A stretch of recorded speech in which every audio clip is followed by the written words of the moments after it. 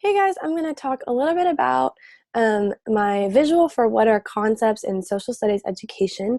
I did this awesome visual right here. So I am on the screen right now, sharing this screen with you so that you can see the big picture of my visual. But I'm going to go ahead and switch to a different screen so we can look at it up close and see exactly what it's trying to say, because I'm sure you don't want to look at it this far away the whole time. So let me go ahead and do that.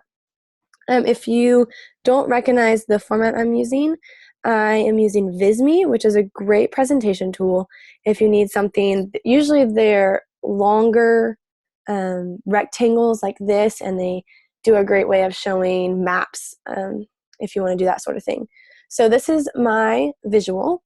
I started off with what are concepts in social studies education, and what I did here was I just simply went through 5 things that I think visuals or that I think concepts need to have, or what they do for us in the classroom, or basically just steps on what you would go through doing concepts in your classroom and what they would do for you.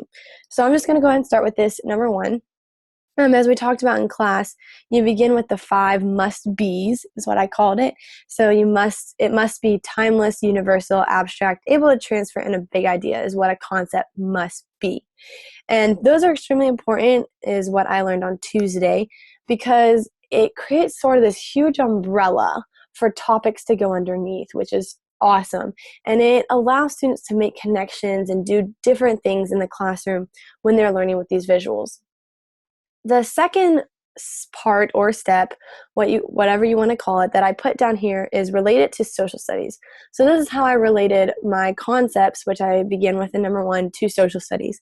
And that is when I was trying to figure out how I was going to do this visual, I realized that the idea of concepts matched really well with the 5 strands of social studies that we have, and that's history, geography and environment, culture, economics and finance, and civics and government. So these concepts in and of themselves are, or these strands in and of themselves are concepts. And it's really cool because you can take something like economics and you can break it down into whatever you want to talk about. I mean, you could talk about the rise and fall of different countries. You could talk about currency. You could talk about wars and how economic influence wars and how wars influence economics. I mean, you could branch off into many different things in many different places and in many different times. And that's what makes this a concept. The third thing I put down when I was thinking of the third thing, I put adjust, because thinking of step 2, I don't want it to seem like we just want to use those 5 strands of social studies and use those as our concepts, because that's not the case. You can take a strand like economics and you can break it down into something like economic development or even economic turmoil. You could take a strand of history and break it down into a concept like freedom. And you don't even have to take something from those 5 strands, but those 5 strands are a good place to start and to look at those 5 strands and say, okay, can I make a concept in one of these strands? Can I make one connecting some of these strands? And then you're going to adjust and you're going to create the concept that you actually want to teach. So like I said, the example I use is, instead of doing economics, do economic development or economic turmoil. And that's the way that you would do this. Make sure that you don't get too specific, because then you're going to be getting into the topics instead of the concepts, which would be stuff like World War One, World War II, or the American Revolution, those kinds of things. Those are all topics. Over here in number 4, I talked about topics. So cover the topics. Like I said, the concept is like a big umbrella, and then you have your topics underneath as well as your facts. So once you've developed your concept, the topics fall into place. For example, if the concept is economic development, you could talk about the foundation of America and the gold versus silver conflict. Or you could talk about the trade between different countries. You could talk about the currencies in different countries, which could spur into a math lesson on money and adding and subtracting and all that fun stuff.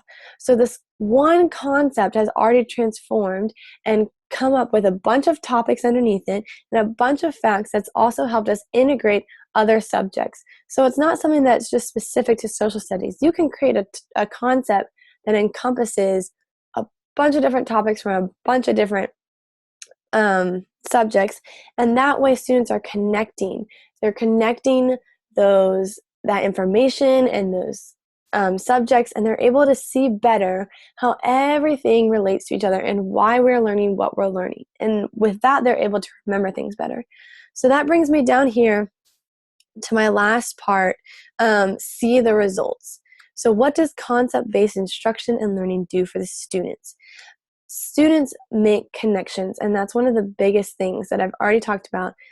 Students are able to make connections underneath the concept.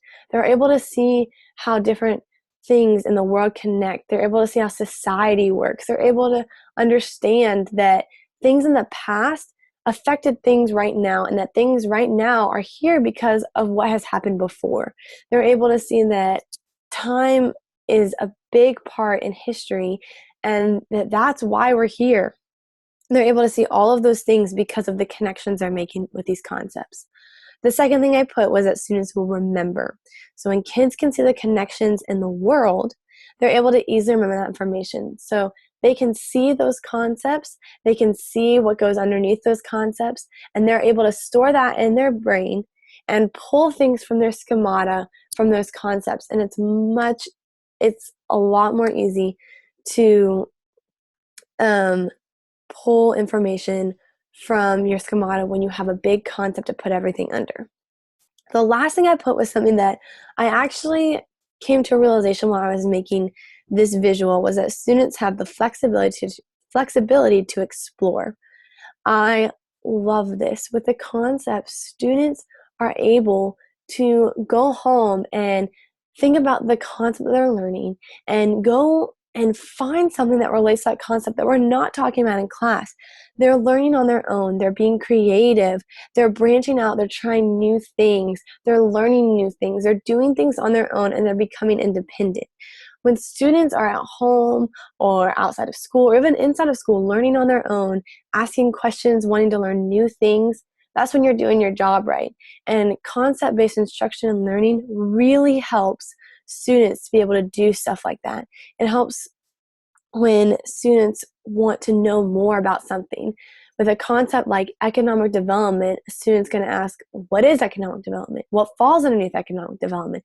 What else can I learn about economic development? It's not something that just, World War One, okay, stop. We've started learning about World War One, we've finished learning about World War One, and now we're done. A concept creates that visual that they can go out and continue learning about it at any time, any place, whenever they want, which is awesome. So this is my visual. I created it this way because I feel like this is the best way to show how a concept is formed, how it's used, and the impact of it. And that's a great tool to have in the classroom so that you can see exactly what it's going to do. And I look forward to using this visual and the knowledge I've learned about concepts and the knowledge I'm going to learn about concepts in the future in my own classroom, because as you saw here at the bottom, I've already learned so much as to what concept-based instruction and learning can do.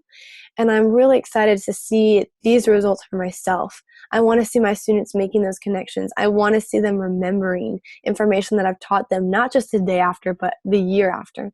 And I want to see them exploring on their own, being creative and learning like they want to learn. I want them just going out there and doing the most they can in the world, doing the best they can in the world. And that's exactly what social studies is meant to teach kids. It's meant to teach kids how to be socially responsible, how to interact with people in the world, all of that stuff. And I believe that concept-based instruction and learning is an excellent way to do this.